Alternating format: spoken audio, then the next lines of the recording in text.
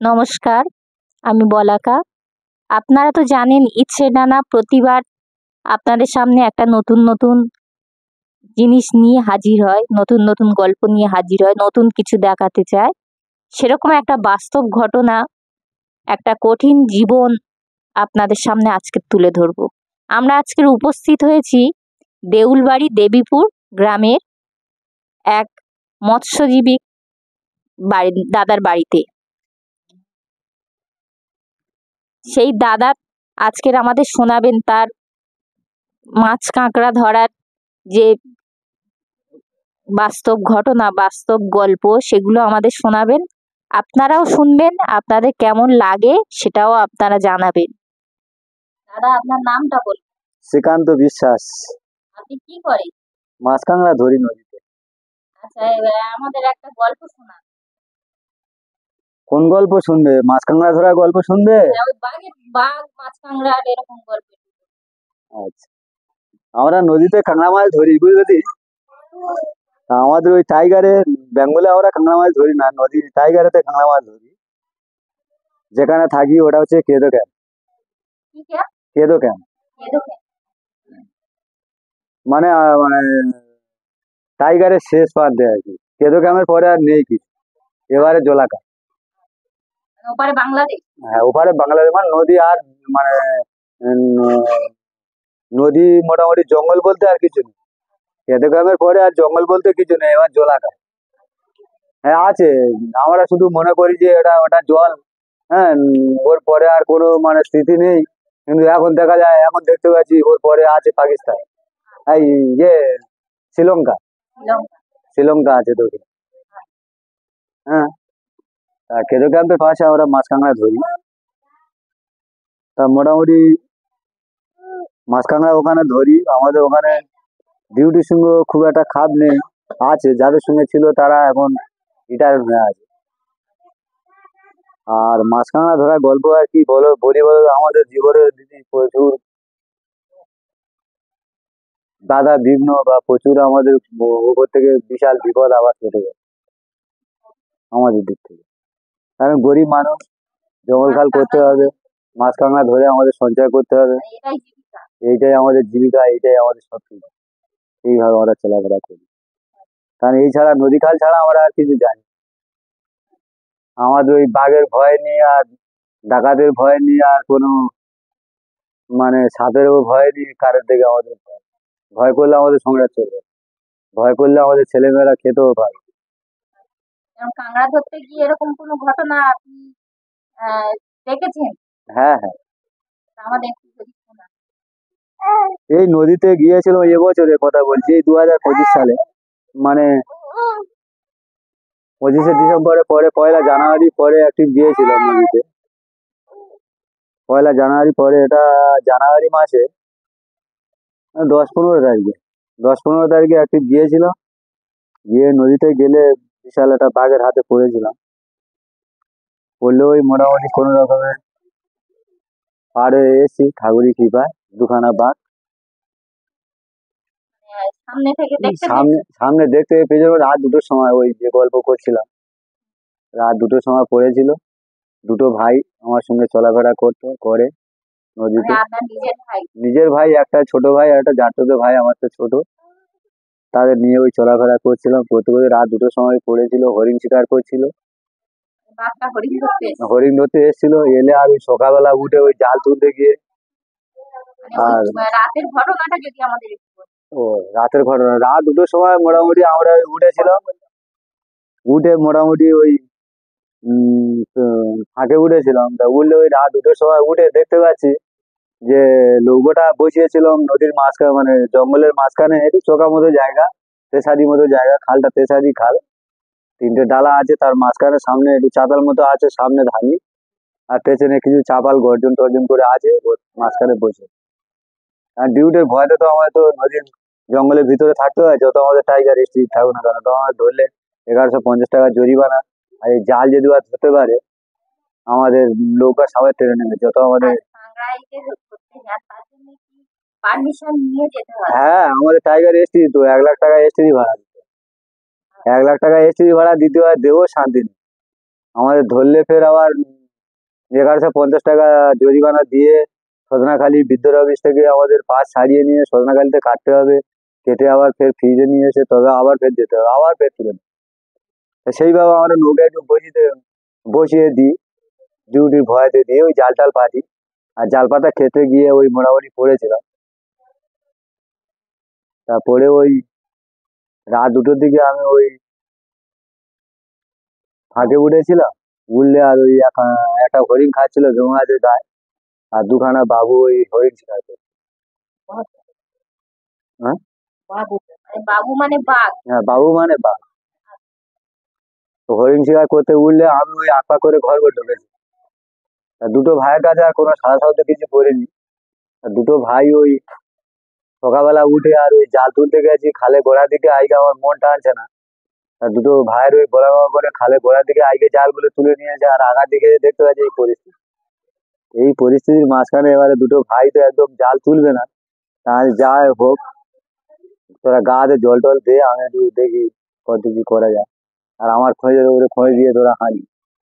তা আমি ওই প্রথমবারে চলন দিয়েছিলাম, পোটা তার বিদ্যে ছিল, পাড়া থেকে নিয়েছিল, আমার জেঠামার কাছে নিয়েছিলাম, বাবার কাছে আমি নিইনি, জেঠামার কাছে নিয়ে নেওয়ার পরে সেই বিদ্যে চালনা করেছি। মানে কি বলছে? বিদ্যে বলতে গেলে ওই মোটামুটি মানে জঙ্গলের বিদ্যে, জঙ্গলের বিভিন্ন রকমের সমস্যা, এই বাঘের চলন দেওয়া যায়, বাঘের মুখ বন্ধ করে দেওয়া যায়। না না না না, মন্ত্রের দ্বারা, মন্ত্রের দ্বারা। এটা কেউ বলে মন্ত্র, মানে কেউ বলে গুণিন, কেউ বলে মোটামুটি মানে বিভিন্ন রকম দিয়ে, কেউ বদ্যি বলে, কেউ গুণিন বলে। হ্যাঁ, মানে তাতে ওটা করলে কি হয়? ওটা করলে মোটামুটি ওই বাঘের হাত থেকে রেহাই পাওয়া যায়। তো ওগুলো করা মানে আবার ভুল। 5বার চোরের একবার সাজনি, তুমি 5বার তার কারিগা করলে, 5বার তুমি যখন তার গাড় হয়ে যখন কারিগা খাবে, সে তোমার একবার খাওয়ার চেষ্টা নেই। এগুলো করা মানে ভুল। তো এখন আমাদের করতে হয় কেন, যে পথ চলতে গেলে এগুলো আমাদের করতে হয়, না করলে আমরা রেহাই পাই, যার ফলে আমাদের এগুলো বিদ্যেগুলো চালতে হয় বা মন্ত্রগুলো চালতে হয়। তা সেইভাবে ওই চলন দিয়ে মোটামুটি ওই কোনো রকমের জাল তুললাম, জাল তোলার পরে জাল তোলার পরে তো ফের আবার সেই বাঘ দেখি না আমাদের দিকে আবার ফের আক্রমণ মানে করার আবার পর ঘুরে আপনার ঘুরে দিকে আমাদের দিকে আসছে। তো এলে এবার ছোট ভাই জিজ্ঞাসা করে, কি হয়েছে রে? বল দাদা আমার ভুল হয়ে গেছে, আমি যে এরকম বেকায়দায় মোটামুটি বাইরে পেশাব করে ফেলেছি মালেতে, যার ফলে আবার ফের ওর গা হাতে জল টল দিয়ে, আবার ফের বিদ্যে টিদ্যে দিয়ে, আবার ফের খিলন দিয়ে, আবার ফের সেই জাল তুলে আর মার কাছে প্রণাম করে নিয়েছি, বলি মা জাল আর পাতবি না, আরে সব আর কারবার আর করবি না। এবার আবার বাইরে বার হয়ে চলে এসেছি, জাল টাল সব নদী মালের উপর তুলে দিয়ে বাইরে আবার চলে এসেছি। বাবুরা ধরেছে, বাবুরা ধরে বলছে, ডিউটি বাবুরা ধরে বলছে যে সকলেই এত কম কাঁকড়া ধরেছে, তোরা এত বেশি ধরলি কি করে? নাহলে বাবু বেশি ধরতে গেলে বেশি পরিশ্রম করতে হয়, পরিশ্রম না করলে কিছু কত হয় না। কাঁকড়া হয়েছে? আমাদের ওই চালানো হয়েছিল 155 কেজি। 155 কেজি? হ্যাঁ, 155 কেজি, 155 কেজি কাঁকড়া হয়েছিল। রেট ছিল 1,63,000। ওগুলো কি আপনারা বিক্রি কোথায় করেন? ওগুলো বিক্রি আমাদের এই নদীতে ঘাটে চলে এলে, আমাদের এখানে ব্যবসায়ী যারা আছে, আড়তওয়ালারা আছে, এরা কেউ ব্যবসা করে মানে বাঘাযতীন, কেউ কলকাতা, কেউ ক্যানিং ব্যবসা করে। বাঘাযতীন কোম্পানি আছে, ওখান থেকে প্লেনে চলে যায় সব দিতে। বাংলা বেশিরভাগ যায় হংকং, বেশিরভাগ যায় হংকং আর চীন, চীন আর হংকং বেশিরভাগ যায়। ভারতের লোক তো আমাদের ওই কাঁকড়া খেতে পারবে না, কারণ অত টাকা দাম দিয়ে ওরা খেতে পারে না। ভারতের লোকের কাঁকড়ায় অত টাকা নেই, এত টাকা দাম দিয়ে কাঁকড়া খাওয়ার টাকা ভারতের লোকের নেই। আপনারা যে কাঁকড়া ধরে বিক্রি করেন, মানে তার পারিশ্রমিক ঠিকঠাক পান? কাঁকড়া ধরে বিক্রি করে পারিশ্রমিক বলতে গেলে আমাদের পারিশ্রমিক বলতে গেলে, আমাদের তো ধরো কিনে ব্যবসা নয়, আমাদের মার বাগান থেকে মোটামুটি খেটে নিয়েছে আমাদের ব্যবসা। এবারে যারা পারিশ্রমিক বলতে গেলে যারা কর্ম করে, আমাদের পারিশ্রমিক বলে আমাদের কাঁকড়া ধরা হচ্ছে কি, আমাদের কোনো পারিশ্রমিক নেই, কারণ আমাদের ধরে এনে ব্যবসা করি, ধরে এনে আমরা বিক্রি করি, তাহলে আমাদের মধ্যে কোনো পারিশ্রমিক নেই। এবারে আমরা কাঁকড়া ধরে নিয়ে আসি, আমাদের কোনো জায়গায় যে দাতন্য আছে তা নেই। আমরা 5 জনে 5টা বেভারি এক জায়গা হবে, হয়ে উরির মধ্যে অকশন হবে, ওই নৌকা আমাদের কাঁকড়া কাংড়া দেখবে, কাংড়া দেখে ওর মধ্যে অকশান হবে, অকশান হয়ে যে ডাকে উঠবে, যে বেশি, যে টাকার অংশ যে বেশি উঠবে, সকলে ছেড়ে ছেড়ে যে টাকার অংশ বেশি দেবে সেই দিন এইভাবে মোটামুটি আমাদের কাংড়া দেওয়া হয়। আর তারই মধ্যে কি হয়, কুইন্টলে 10 কিলো ছেড়ে দেওয়া হয়। যেরকম একটা সবজি পাইকারি মার্কেট যেরকম কিনতে গেলে কুইন্টলে 10 কিলো বাদ দেয়, আমাদের ওরকম কুইন্টল হিসেবে কাংড়া দেওয়া হয়, কুইন্টলে 10 কিলো বাদ। যদি 1,63,000 টাকা কাংড়ার কুইন্টল, তা কুইন্টলে যদি 10 কিলো বাদ যায়, 1,630 টাকা কিলো হলে 10 কিলো কাংড়ার দাম কত? 16,000 টাকা। 16,000 টাকা, 1,63,000 টাকা বাজার উঠেছে, আমাদের দিয়েছে হচ্ছে গিয়ে 1,57,000, মানে 6,000 টাকা কম। তাহলে কত গেল?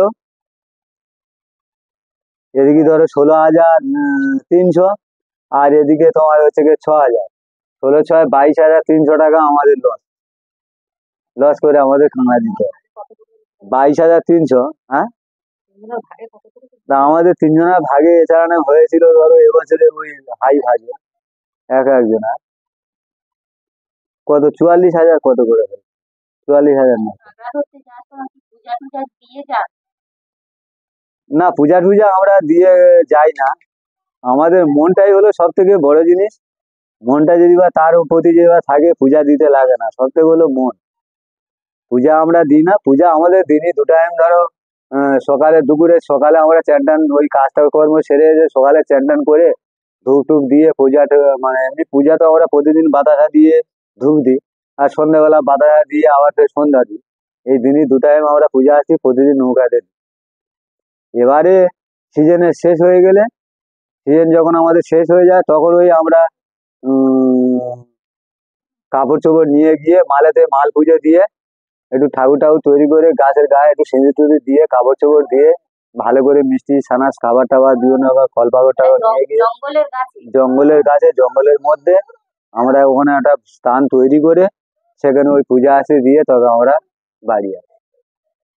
পূজাটা এইভাবে আমাদের বছরে একবার।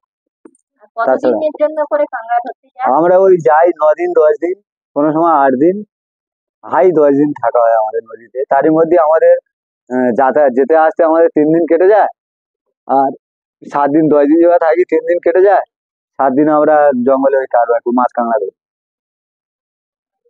এই পর্যন্ত মোটামুটি স্থিতি।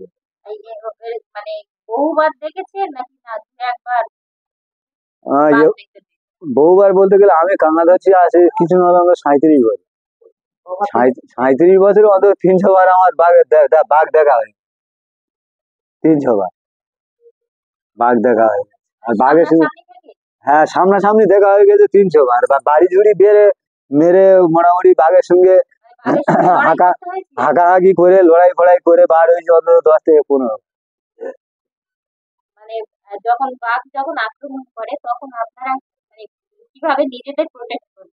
আমরা দেখো, বাঘ হচ্ছে গিয়ে ওরা হচ্ছে বাঘে ঘোরে। বাঘ জিনিসটা, বাঘ নাম ওর কেন হচ্ছে, বাঘ ছাড়া ঘোরে না, হচ্ছে বাঘে ঘোরে। যেরকম বিড়াল যখন একটা ইঁদুর শিকার করে, তুমি দেখবে কত রকমের সমস্যা, কত রকম কায়দা দিয়ে ও যে মানে ইঁদুরটা যে মোটামুটি ও সঞ্চয় করে, সেটা আছে এরকম। বিড়ালের এক জাত হচ্ছে গিয়ে বাঘ, ও হচ্ছে বাঘে ঘোরে। এবার তারই মধ্যে কি বলে, এমনি কথায় কি বলে, বনেতে বিশ্বাস করিনি যার পাতার আড়ালে মাথা। হ্যাঁ, তা বাঘ হচ্ছে গিয়ে বাঘে ঘোরে। এবারে তারই মধ্যে দিয়ে আমরা জঙ্গল খালে চলাফেরা করি। আমাদের মোটামুটি নির্দিষ্টটা আমরা পাই কি, যে মাল তো কাদা হয়ে থাকে, জল উঠে সব তো কাদা হয়ে থাকে। বাঘ যখন যাতায়াত করে আমরা ওই মালে যখন চলাফেরা করি, যখন সদ্য সদ্য যায় কি একদিন আগে যায়, সেটা আমাদের ভালো করে জানা আছে। 2 ঘন্টা আগে গেলে আমরা বুঝতে পারি যে 2 ঘন্টা আগে, বা সামনাসামনি যদি বা যায় 15 মিনিট আগে, সেটা আমরা বুঝতে পারি। হ্যাঁ, সেইভাবে আমরা ধরাট করে সতর্ক হয়ে যাই, চারদিকে লক্ষ্যভেদ রাখি, রেখে তবে আমরা কাজ করি। সেই সময় মোটামুটি আমরা আমাদের মতো আমরা তখন গাইড হয়ে যাই। যদিও আমরা 4 জন যাই বা 5 জন যাই বা 3 জন যদি বা থাকি, আমরা গাইড হয়ে থাকি মোটামুটি সবসময়ের জন্য সতর্কতে থাকি। কেন থাকি, যেহেতু বাঘে ঘরে আমাদের যদি বা আমাদের মধ্যে যদি একটা লুজ পেয়েছে, ওর সঙ্গে সঙ্গে আমাদের বউকে আক্রমণ করি। সেই লুজটির জায়গাটা আমরা রাখি, আমরা সতর্ক করতে থাকি। নদীতে আমরা যাই হচ্ছে গিয়ে মানে ওই একাদশী দ্বাদশী গণে মানে আমরা তিথি ধরে চলাফেরা করি। একাদশী দ্বাদশী গণেতে যাই আর আসি হচ্ছে গিয়ে চতুর্থী পঞ্চমী গণে আমরা বাড়িতে আসি। দ্বাদশী বার হই, কোনো সময় ত্রয়োদশীও বার হই, ওই পঞ্চমী ষষ্ঠী গণ করে আমরা বাড়িতে আসি। ওই 9 দিন 10 দিন থেকে বাড়িতে আসি।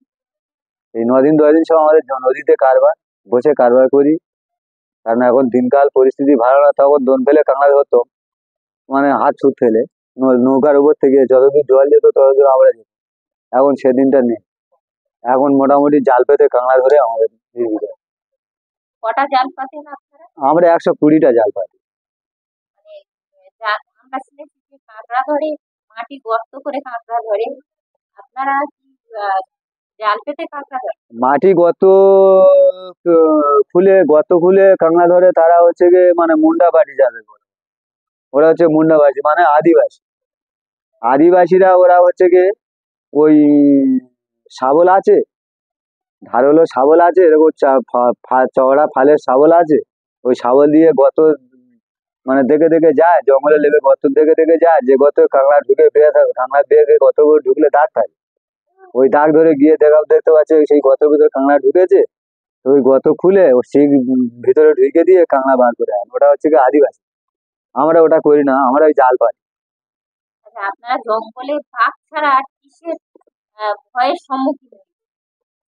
বাঘ ছাড়া আরো ভয়ের সম্মুখীন সাপ। সাপের ভয়টা বেশিরভাগ, বাঘের থেকে সাপের ভয়টা বেশি। কি ধরনের সাপ থাকে জঙ্গলে? সাপ বিভিন্ন রকম, সাপের হয়তো বহু সাপের নাম আমরা জানি না। সাপ বিভিন্ন রকমের দেখি, তার মধ্যে যে কটা সাপের নাম জানি বা চিনি সে কটা বলতে পারি। ঝোড়া সাপ,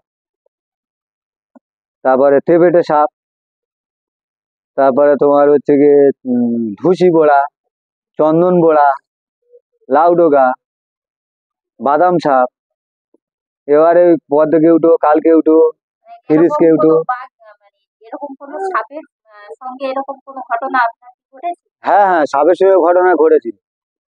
সাপের সঙ্গে ঘটনা ঘটেছিল, তুই এখন আর কি বলি বল দেখি। সাপের সঙ্গে ঘটনা ঘটেছিল এরকম, মানে একটা খালে থেকে আমরা কারেন্ট জাল দিয়েছি, দুটো মাছ ধরবো, বলি মাছ ধরবো, খালে জল ভর্তি হয়ে আছে, তবে বলি দুটো জাল পেতে আর দুটো কারেন্ট জাল দিয়ে আর দুটো মাছ ধরবো। বলে কারেন্ট জাল, নৌকা আছে 1 বুক করে জল, তা নৌকা আছে, কারেন্ট জাল পাতা আছে, তা কারেন্ট জাল পাতা আছে, এবারে কারেন্ট জালে এত মাছ পড়েছে দেখে আমি আর লোক করে থাকি পারি। এবারে কারেন্ট জালে গিয়ে আর নেমে গিয়ে আমি জাল দেখতেছি, জাল দেখতে দেখতে দেখে না গোটা 5-6 মাছ পড়েছে। সেও সাপের মতন দেখতে, কিন্তু মাছ ওগুলো ঠিক এরকম বড় বড়, হ্যাঁ 1.5 কিলো করে। তা 6টা হাড় মাছ ধরেছি, 6টা হাড় মাছ ধরে নৌকাতে তুলে দিয়েছি। ধোয়ার পরে এবার দেখতে পাচ্ছি পায়ের দিকে ছেড়ে না কেউটো সাপ আসছে।